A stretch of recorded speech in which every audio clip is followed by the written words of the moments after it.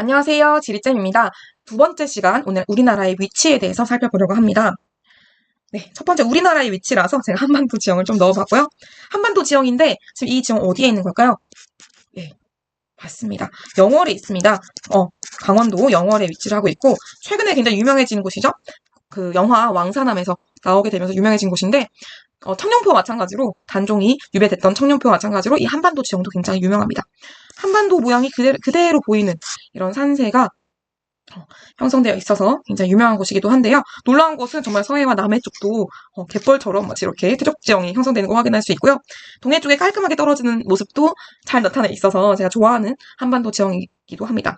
한반도 지형 우리나라 굉장히 많이 있지만 저는 개인적으로 여기가 좀 제일 명확하게 나타나는 곳이 아닐까라는 생각을 해서 넣어봤습니다. 자, 오늘 위치를 보기 때문에 제가 관련된 시를 한 장 가져왔습니다. 같이 읽어볼게요. 채광, 이웃주민, CCTV, 역세권, 수납공간. 네, 이게 무슨 시일까요? 네, 좀 와닿지가 않죠. 무슨 말인가 싶은데 제목을 보시면 아마 와닿으실 수 있습니다. 안태일이라는 선생님께서 쓰신 시인데요. 선생님 자리 언제 바꿔요? 이게 제목입니다. 지금 채광, 이웃주민, CCTV, 역세권, 수납공간 다 지금 여러분의 교실 자리와 교실에서 여러분의 위치와 관련되어 있는 그런 특징들을 나타낸 시라고 볼 수가 있습니다. 채광이 좋은 자리는 그쵸, 이렇게 창가에 있는 자리가 되겠고요. 이웃주민은 친구가 있는지, CCTV 선생님과 가까운 자리인지, 역세권, 바로 우리 문 앞에 있는 자리인지, 수납공간, 사물함이 가까운지, 이런 것들을 이제 볼 수가 있겠는데요. 네, 그래서 제가 표시를 좀 해봤고요. 여러분이 익숙한 교실 풍경이었죠. 그래서 이것과 비슷하게 사실은 위치가 여러분의 삶에서, 일상에서 영향을 미치는 것처럼 또 우리나라의 위치는 사실 우리나라의 살고 있는 국민들의 삶에 많은 영향을 미치고 있습니다. 그래서 우리나라의 위치는 어떤 특징들을 가지고 있는지를 살펴보려고 합니다. 그래서 이 위치를 크게 세 가지로 오늘 구분해서 살펴볼 텐데요. 수리적 위치, 그리고 지리적 위치, 광적 위치라는 세 가지 위치로 나눠서 살펴보도록 하겠습니다. 첫 번째 수리적 위치인데요. 수리적 위치, 수리, 마수리, 요수리가 아니고 요수리는 숫자를 얘기합니다. 숫자. 그래서 숫자로 표현되는 위치를 바로 수리적 위치라고 얘기를 합니다. 그래서 지구가 이렇게 띵 있으면은 지구를 가로선으로 띵띵띵띵띵 나눠놓은 선이 위치를 하고 있고요. 바로 이게 위도라고 우리가 부르는 것이죠. 그 다음 세로선으로 쭉 구성되어 있는 선도 있습니다. 이 세로선은 경도라고 우리가 부르는 것인데요. 위도, 경도 헷갈릴 때는 발음을 정확하게 해보시면 위도 할 때 위도 입이 길게 이렇게 열리죠. 경도 할 때는 경 이렇게. 그래서 세로, 가로선, 위도, 세로선, 경도 이렇게 판단을 하시면 되겠습니다. 야매로 이제 얘기를 한 것이고요. 수리적 위치는 경도와 위도로 위치를 표현하는 것이에요. 세계지를 배운 친구들이 이미 알고 있겠지만은 경도와 위도는 각각의 중요한 역할을 합니다. 경도와 위도가 결정하는 것들이 있죠. 첫 번째로 위도가 결정하는 것이 뭘까요? 맞습니다. 위도는 사실 계절을 결정하게 돼요. 그래서 제 사진입니다. 전데요. 제가 1월에 2016년 1월달에 캄보디아를 갔어요. 지금 제가 옷차림이 어때요? 보니까 굉장히 얇은 옷차림으로 지금 우리나라에서 1월달에 이렇게 돌아다니다면 얼어 죽을 날씨죠. 그런데 캄보디아에서는 1월달에 이렇게 입고 다녀도 돼요. 왜? 캄보디아는 적도와 가까운 곳이기 때문에 캄보디아의 지금 위도를 보시면은 13도입니다. 적도와 매우 가까운 곳이다 보니까 1월달에도 굉장히 따뜻한 기온을 보여주고 있습니다. 그래서 기후와 계절, 식생 분포에 사실은 이 위도라는 수리적 위치가 크게 영향을 미친다라는 것을 얘기해 주려고 저의 여행 사진을 좀 가져와 봤고요. 이럴 수밖에 없는 이유, 그쵸? 위도에 따라서 태양 에너지의 일사량이 달라집니다. 일사량의, 일사량, 1, 태양을 얘기하고요. 4, 태양에 비치는 빛을 얘기합니다. 이 양을 얘기하는 거죠. 일사량의 양 차이가 나기 때문에 저희도로 갈수록 햇빛을 수직에 가깝게 받기 때문에 열이 좁은 지역에 집중되어서 훨씬 좁은 지역에 많은 에너지가 집중이 되니까 더 더운 것이고요. 왜냐하면 태양 에너지가 직진밖에 못해요. 태양은 직진남이다 제가 이렇게 얘기를 항상 하거든요. 친구들에게. 태양은 직진밖에 못하기 때문에 여기 한 군데 집중을 해서 막 때려버리니까 여기도 100이 들어오고 고위도에 이렇게 넓은 지역도 똑같은 100의 양이 들어와요. 그러면 적도 부근은 훨씬 좁은 지역에 똑같은 에너지를 받고 고위도는 넓은 지역에 똑같은 에너지를 받기 때문에 저위도가 고위도에 비해서 훨씬 더 더울 수밖에 없겠죠. 에너지 양이 더 많으니까. 그래서 중위도로 갈수록 점점 에너지 양이 적어지면서 점점 열이 분산되어서 훨씬 에너지가 분산되는 그래서 훨씬 더 추운 계절을 보여주고 덥면서도 추워지는 점점 이런 계절을 보여줍니다. 그래서 적도에 가까이에 있는 곳들에서는 열대기후가 그리고 점점 위로 올라가면서 중위도 지역에서는 온대기후, 냉대기후,寒대기후가 나타나게 되겠죠. 근데 우리나라는 사실은 딱 중위도에 위치하고 있는 위치를 보여주고 있고요. 33도부터 43도까지 구성되어 있어요. 그래서 33에서 43까지 이렇게 위치하고 있기 때문에 북반구 중위도, 정확하게 중위도에 위치하고 있어서 우리는 네 군데 기후, 사계절이 뚜렷한 네 군데 기후를 보여준다. 사계절이 나타나는 것 자체가 사실은 온대 기후의 특징이라고 볼 수가 있습니다. 그래서 우리나라는 살기 좋은 온대 기후와 냉대 기후가 같이 나타나는 기후를 보여주고 있고요. 제가 밑에 이제 그려놓은 그림처럼 사계절, 봄, 여름, 가을, 겨울이 나타나는 사계절이 뚜렷한 것도 사실은 이 수리적 위치, 위도에 따라서 나타나게 된 특징이다 라고 보시면 되겠습니다. 그 다음 두 번째 경도를 살펴보려고 하는데요. 경도는 사실은 시간을 결정하죠. 경도는 시간을 결정하는데요. 경도는 지구본을 이렇게 삥 두르면은 360도예요. 그래서 사실은 기준선을 마련하기 쉽지 않습니다. 그래서 사람들 고민을 하다가 어디를 기준으로 할까 하다가 그 당시 이 기준을 설정할 당시에 가장 힘이 셌던 나라 영국의 런던 그리니치 천문대라는 곳을 지나는 선을 띵 그렸어요. 그래서 이 선을 본초 좌우선이라고 하는 기준선을 그렸고요. 이 기준선을 기준으로 동서로 얼마나 떨어져 있는지를 나타냈습니다. 그래서 이 360도를 이 본초 자선이라는 기준선을 기준으로 서쪽으로 띵띵띵띵 나눠서 서경 180도까지 그리고 동쪽으로 띵띵띵띵띵 가서 역시 제가 잘못 그렸죠, 친구들? 동경 180도까지 그리고 서경 180도까지 이렇게 나누어 보았습니다. 그래서 동경 180도, 서경 180도 가면은 본초 자선과 마지막 뒤쪽에 만나는 부분이 있겠죠. 여기가 바로 날짜가 바뀌는 지점, 날짜 변경선이 되겠습니다. 그래서 지금 표준 경선 15도마다 1시간의 차이가 난다라고 되어 있는데 이게 왜 이렇게 떨어지는지를 계산을 해보자면 지구가 9다 보니까 총 360도예요. 근데 24시간이죠. 하루가 24시간이니까 360을 24로 나눠보면 어떻게 될까요? 띵! 암산 잘하는 친구들 1시간당 15도가 됩니다. 그래서 1시간당 15도씩 차이가 난다. 그래서 표준 경선 15도마다 1시간의 차이가 난다라고 생각하시면 되겠습니다. 그래서 우리나라 런던을 기준으로 표준 경선, 본초 자선 기준으로 우리나라는 여기 있어요. 무려 135도나 떨어져 있습니다. 135 나누기 15도를 하면은 9가 딱 떨어집니다. 그래서 우리나라는 런던보다 9시간이 동쪽에 있는데요.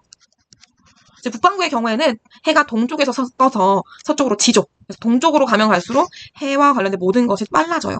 그래서 해도 빨리 뜨고 해도 빨리 집니다. 그래서 서쪽에 우리나라는 서쪽에 있는 본초 자선 런던의 기준으로 더 동쪽에 9시간 동쪽에 위치하고 있기 때문에 9시간이 빠르다라고 정리를 할 수가 있겠죠.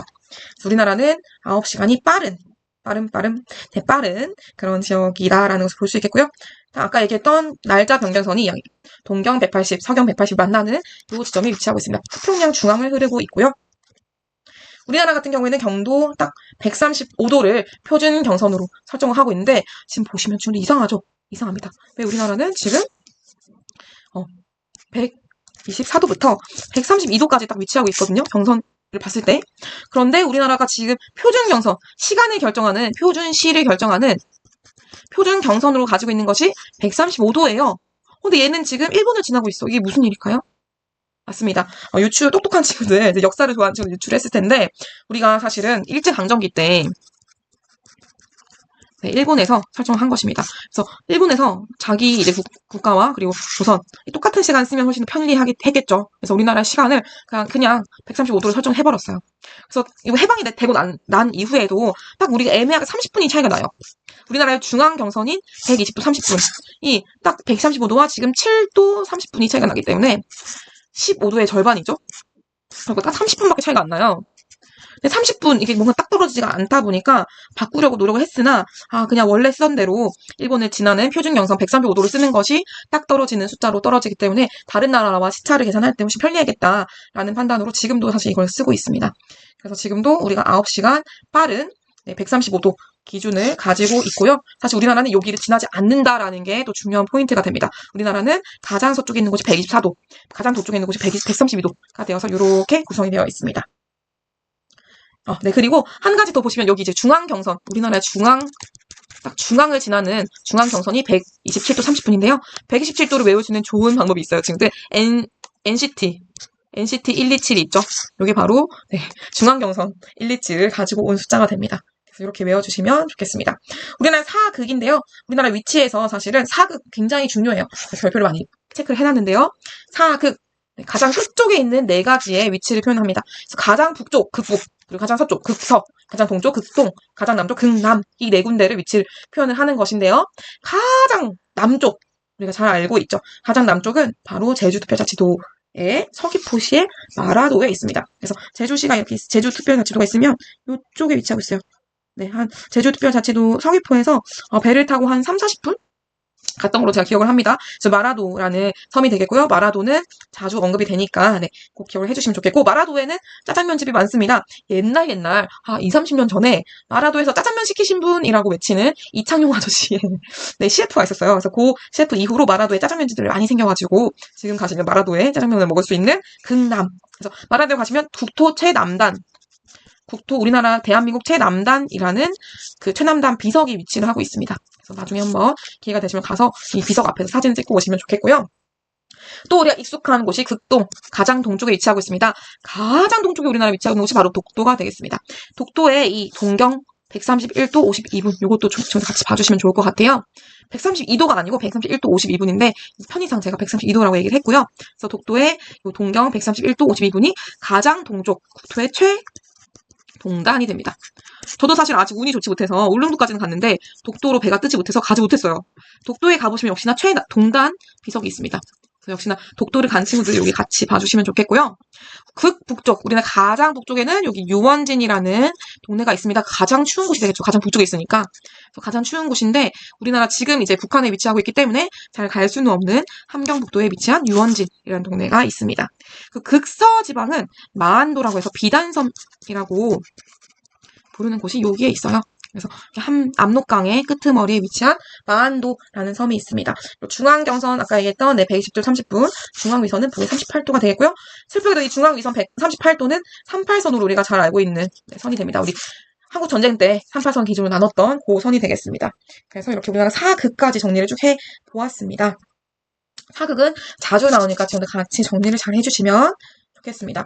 사극에 해당되는 독도, 최동단의 독도 사진을 가져와 봤고요.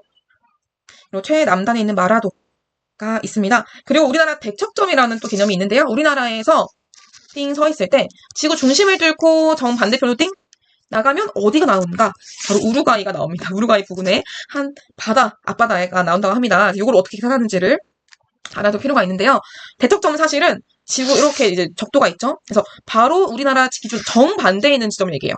그래서 이 위도상으로는 그대로 가져갑니다. 37도 5분이면은 N이라고 돼 있으면 대척점의 그 좌표는 그대로 37도 5분 하고 그냥 N을 S로 바꾸면 돼. 그래서 북위가 그냥 남위가 되는 거죠. 이렇게 계산하시면 되겠고요. 일단 127도, 동경 127도라고 돼 있었다면 이 정도는 조금 계산을 해야 돼요. 왜냐면 정반대에 있는데 우리가 이제 본초 자선 기준으로 서경, 동경을 나눴었기 때문에 얘는 정반대에 있지만 180도가 차이가 나는 거죠. 180도를 어떻게 계산하냐? 180도에서 얘를 뺍니다. 얘를 빼요. 127도 빼면은 53도가 되겠죠.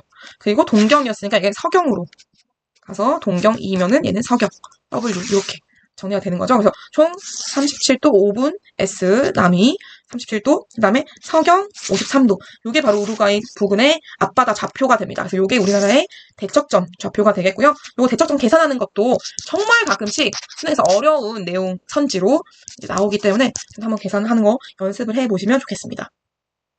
두 번째 지리적 위치인데요. 지리적 위치는 지형 지물로 표현되는 위치를 얘기합니다. 대한민국에 이렇게 위치를 하고 있고요. 어떻게 마음에 드나요? 지금도 위치가? 당군 할아버지가 선정한 위치인데 위치가 저는 굉장히 마음에 드는 부분도 있고 그렇지 않은 부분도 있어요. 왜? 유럽과 아시아 포함한 유라시아 대륙에서부터 완전 동쪽 끝쪽에 위치를 하고 있습니다. 동쪽 끝 동안에 위치하고 있다고 해요. 유라시아 대륙의 동안에 위치하고 있다 표현을 하는데요. 이 동안에 위치하다 보니까는 유라시아 대륙에서 쭉 중국을 지나온 바람이 편서풍 이렇게 불어옵니다. 그러다 보니까 이 편서풍이 중국을 지나와요. 근데 중국의 황토원지대와 같은 막 이제 지나가다 보니까 먼지들을 많이 포함한 채로 또 건조한 채로 또 불어옵니다. 그래서 우리나라의 봄철, 가을철에 사실은 이 편서풍이 영향을 많이 미치는데 봄, 가을철에 그래서 우리나라의 황사 또는 미세먼지 같은 것들을 가지고 오는 가지고 오는 바로 바람이 이 편서풍이 되겠죠. 그래서 이 영향을 받게 되는 배경이 사실은 이런 지적 위치. 그래서가 된다라는 것을 볼 수 있겠고요. 그래서 우리나라는 대륙의 동쪽 끝에 있다 보니까 또 기후적으로도 이 동안에 위치한 기후가 나타난다라는 것을 또 이따가 나중에 살펴볼 수 있겠습니다. 마지막 관계적 위치가 되겠고요. 관계적 위치는 말 그대로 관계를 얘기합니다. 우리가 위치하고 있는 이 위치에서 다른 국가들과의 관계를 얘기하기 때문에 상대적이고 다변적인, 바뀔 수 있다라고 볼 수가 있습니다. 그래서 우리나라 관계는 사실 계속 바뀌어왔는데 근대에서는 대륙 세력과 해양 세력 간의 각축장, 그래서 청나라의 침입도 받고 일본의 침입도 받고 러시아의 침입도 받고 러일 전쟁도 하고 막 난리가 났죠. 그렇지만 지금은 어때요? 지금 태평양 시대의 동북아의 중심 국가로서 발돋움을 하고 있는 상태를 볼 수가 있겠습니다. 그래서 우리나라가 사실 1950년대 한국 전쟁도 이 자본주의 진영과 공산주의 진영의 대립으로 그 결과 지금 우리나라가 안타깝게도 남한과 북한이 아직도 나눠져 있는 상태인데요. 이런 어떤 관계가 계속 바뀌어온다는 가변적인 위치라는 사실 기억해 주시면 좋겠습니다. 그리고 앞으로 이제 우리가 잘 나가게 된다면 아시안 하이웨이라고 해서 북한과 연결이 된다면 이렇게 대륙으로도 기차를 타고 넘어갈 수 있지 않을까 하는 희망을 가지고 있는데요. 이것은 정말로 관계가 좋아질 때 가능한 것이기 때문에 지켜봐야 될 것 같습니다. 그래서 이제 우리가 이렇게 지오그래피 수업을 쭉 정리를 해봤고요. 앞으로도 또 다음 시간 3강으로 다시 돌아오도록 하겠습니다. 고생하셨습니다. 감사합니다.